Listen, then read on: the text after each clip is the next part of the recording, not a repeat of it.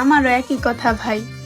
সবাই বলে না, সৌন্দর্য দিয়ে কিছু হয় না, ভালোবাসার জন্য চেহারা গুরুত্বপূর্ণ না, কিন্তু আমি বলি চেহারা দিয়েই সব হয়। আপনাকে কেউ পছন্দ করে বা আপনি কাউকে পছন্দ করেন, আপনি দেখতে সুন্দর না, আপনার কোনো মূল্য নাই, বাট আপনি সুন্দর হন, দেখবেন সবাই আপনার কাছে আছে, সবাই আপনাকে ভালোবাসতেছে, আপনার সাথে ভালো ব্যবহার করতেছে। বাট সবাই বলে না, চরিত্র সুন্দর থাকতে হয়। দিন শেষে সবাই সৌন্দর্যের প্রেমেই পড়ে, চরিত্র কয়জন দেখে।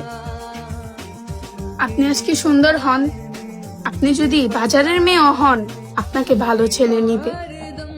বাট ছেলেদের উদ্দেশ্যেও বলি, তুমি যদি একটা ভালো ছেলে হও, তোমাকে কেউ দেখতে পারবে না।